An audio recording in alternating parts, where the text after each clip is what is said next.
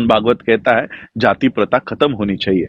मोहन भागवत कहता है कि ब्राह्मणों को अब शेड्यूल कास्ट के लोगों से माफी मांगनी चाहिए कि उन्होंने इन लोगों को इतना प्रताड़ित किया। देखिए 10,000 लोग, तो जो योगी है, जो मोदी है, जो भारत के बाहर जाकर बुद्धा का गुणगान करते हैं, भारत में अभिधम्मा दिवस बनाते हैं, वर्ल्ड के बुद्धिस्ट मॉन्क्स को बुलाते हैं, हम उनके सामने जाकर कहेंगे कि भारत में हमें बौद्ध धर्म की दीक्षा देने पर अरेस्ट करवाते हैं। राजेंद्र पाल गौतम के ऊपर अगर कार्रवाई की मांग आप कर रहे हो तो नितिन गडकरी की कार्रवाई की भी मांग आपको करनी चाहिए। विश्व के सभी मेरे साथियों को जय भीम, नमो बुद्धाय।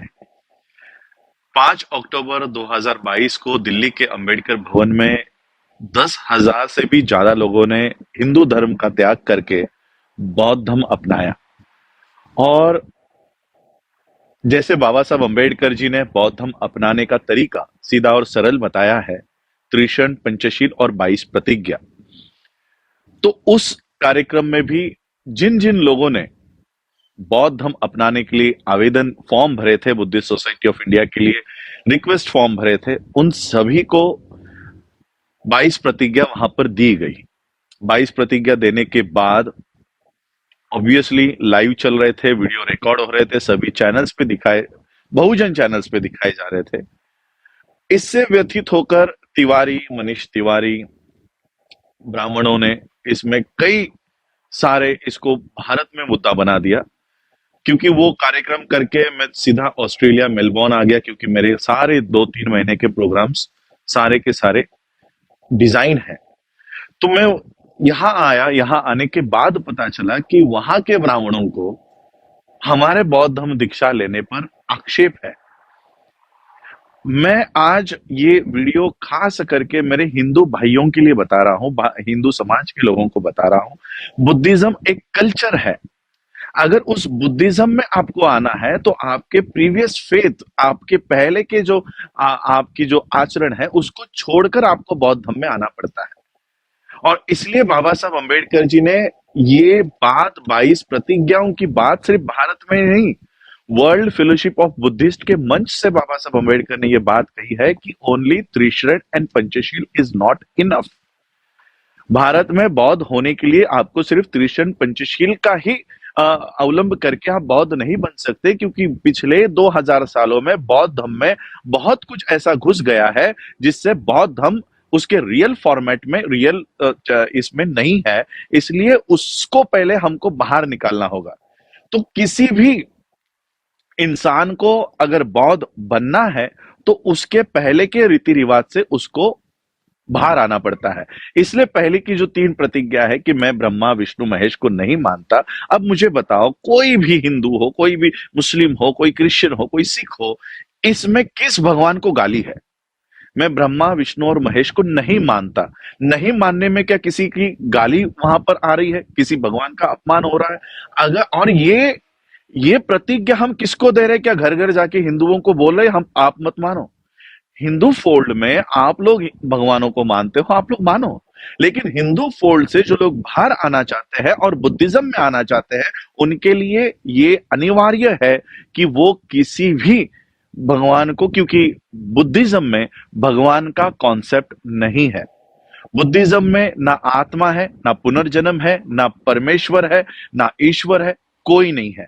तो अगर आपको बौद्ध होना है तो आपको बाबा साहब ने दिए हुए साइंटिफिक तर्क के आधार पर जो 22 प्रतिज्ञा बाबा साहब का रिसर्च है वो अपनाकर ही, वो लेकर ही बौद्ध धर्म में आपको आना है। अब एक तरफ ये कहते हैं कि हिंदू विरोधी है, ये हमारी जो बौद्ध धर्म दीक्षा है ये हिंदू विरोधी है। अगर आपको हिंदुओं से इतना प्यार है, आप कई लोग कह रहे हैं कि हम आपके बौद्ध धर्म दीक्षा से व्यतीत हो गए हैं। मैं कहना चाहता हूं कि आपके इस तरह से 22 प्रतिज्ञा के ऊपर इस तरह से कीचड़ उछालने पर हम बौद्ध आपके ऊपर व्यतीत है। क्या हम अपना बौद्ध धर्म भारत में नहीं फैला सकते जो बाबा साहब अंबेडकर जी ने हमको 22 प्रतिज्ञा के साथ बौद्ध धर्म दिया है? कल 5 अक्टूबर 2022 को इनका कहना है कि किसी पार्टी का मंत्री वहां पर क्यों है। अब मुझे पता नहीं कि इन ब्राह्मणों की असली दिक्कत क्या है, हमारे 22 प्रतिज्ञाओं से है या कोई मंत्री उस मंच पर खड़ा होकर 22 प्रतिज्ञा ले रहा है उनसे है। अगर उनकी तकलीफ एक मंत्री के उस कार्यक्रम में शामिल होने की है, तो मैं आपको वीडियो देता हूं। 5 अक्टूबर 2022 को देवेंद्र फडणवीस, महाराष्ट्र के उप चीफ मिनिस्टर ही कह लो, क्योंकि जो चीफ मिनिस्टर बिठाया है वो तो कठपुतली है। असली चीफ मिनिस्टर तो देवेंद्र फडणवीस है। सेंटर के मिनिस्टर नितिन गडकरी, ये दोनों भी दीक्षा भूमि के स्टेज से बाबा साहब के 22 प्रतिज्ञाओं का वो उल्लेख कर रहे हैं। तो अगर राजेंद्र पाल गौतम के ऊपर अगर कार्रवाई की मांग आप कर रहे हो, तो नितिन गडकरी की कार्रवाई की भी मांग आपको करनी चाहिए, देवेंद्र फडणवीस की भी कार्रवाई की मांग करनी चाहिए। और उसी के साथ देश का प्राइम मिनिस्टर, जिसने कुछ ही दिन पहले अंबेडकर एंड मोदी नाम का बुक रिलीज किया है, उन्हीं बाबा साहब अंबेडकर ने 22 प्रतिज्ञा दी है। तो 22 प्रतिज्ञाओं के साथ बाबा साहब अंबेडकर और मोदी की तुलना आप कर रहे हो, तो नरेंद्र मोदी के भी रेजिग्नेशन की मांग आपको करनी चाहिए, क्योंकि वो बाबा साहब के विचारों को प्रचार और प्रसार करने का दावा करते हैं।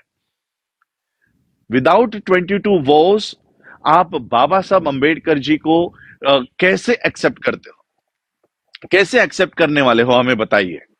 तो इसलिए बाबा साहब अंबेडकर जी के जीवन का अनिवार्य और एक अनडिविजिबल पार्ट 22 वोस है। बाबा साहब अंबेडकर जी के जीवन से आप 22 प्रतिज्ञाओं को नहीं हटा सकते, मिटा सकते, और बाबा साहब ने यही क्राइटेरिया बौद्ध होने के लिए दिया है। मैं कहना चाहता हूं कि जो एफआईआर आप राजेंद्र पाल गौतम जी के ऊपर करवा रहे हो, एक एफआईआर राजरत्न अंबेडकर के ऊपर करवाओ और ये बताओ कि इसने बौद्ध धर्म की दीक्षा दी है और भारत में गुनाह किया है। तब जाकर हम आपको विश्व के स्तर पर पकड़ेंगे कि भारत में बौद्ध धर्म का प्रचार और प्रसार करने पर आप हमारे ऊपर एफआईआर करवाते हो।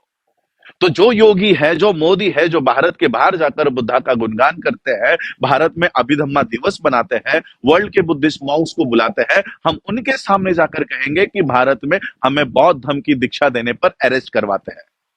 किस मुंह से आप भारत के बाहर जाओगे?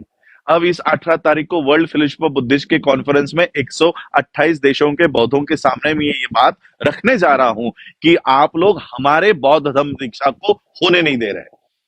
सारे मीडिया का, मैं तो मोदी मीडिया का, गोदी मीडिया का आभार व्यक्त करना चाहता हूं। जो 22 प्रतिज्ञा हम लोग दिल्ली के मैदान पर ले रहे थे, आपने उसको देश और विदेशों में दिखाया, इसलिए गोदी मीडिया का बहुत बहुत आभार, बहुत बहुत आभार।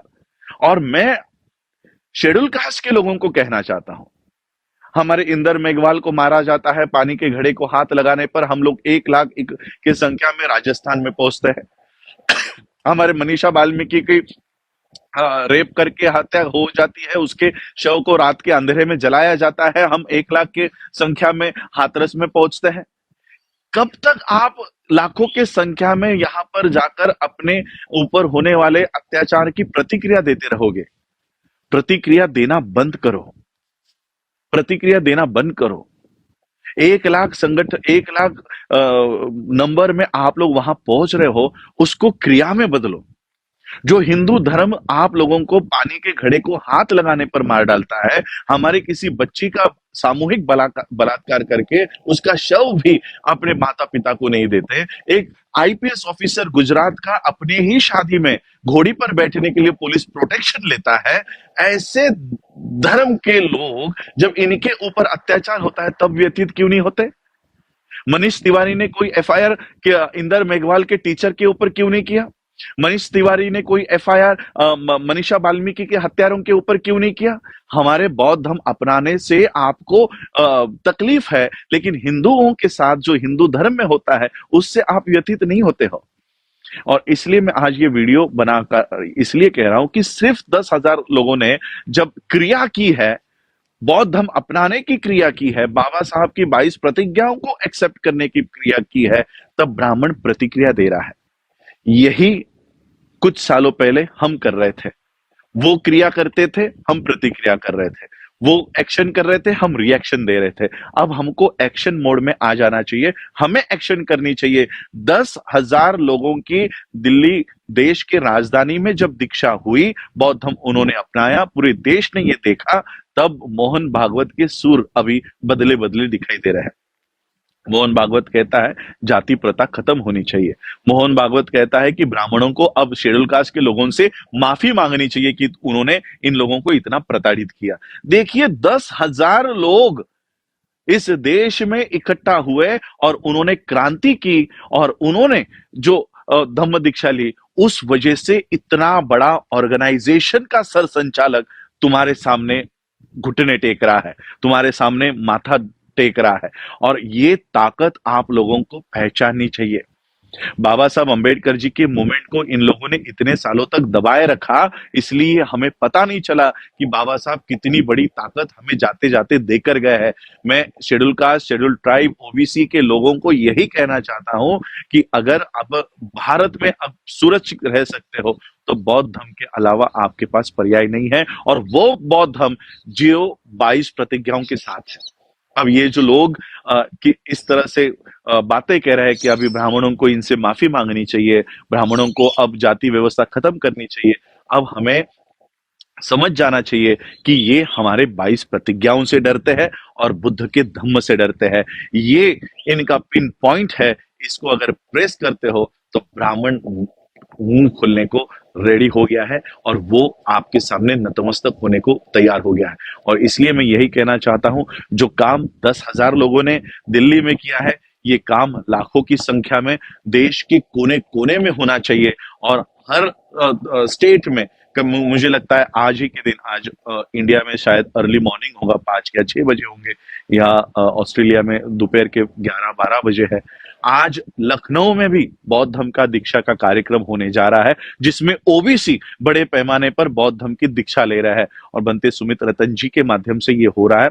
उस कार्यक्रम में ज्यादा से ज्यादा लोग पहुंचे और बौद्ध धर्म को अपनाए, और वो भी 22 प्रतिज्ञाओं के साथ अपनाए। और इस जो व्यवस्था, जाति व्यवस्था का इतने जो हम लोग अत्याचार सह रहे हैं, इसे कहीं ना कहीं अब खत्म करना होगा, और ये खत्म सिर्फ और सिर्फ बौद्ध धर्म के माध्यम से हो सकता है। और इसलिए मैं आप लोगों को आज ये बताने आया हूं कि हमारे 10,000 लोगों ने अगर ये काम किया है, हम और इसका इफेक्ट जो है बढ़ाएंगे, और पूरे देश भर में भारत में वापस आने के बाद फिर से बौद्ध धर्म के दीक्षा का कार्यक्रम हर एक स्टेट में हम लोग ऑर्गेनाइज करके इसका 2025 का एक 10 करोड़ लोगों के साथ बौद्ध धर्म अपनाकर बौद्ध देशों के साथ मिलकर हम लोग अपनी व्यवस्था खुद बनाने का काम करेंगे।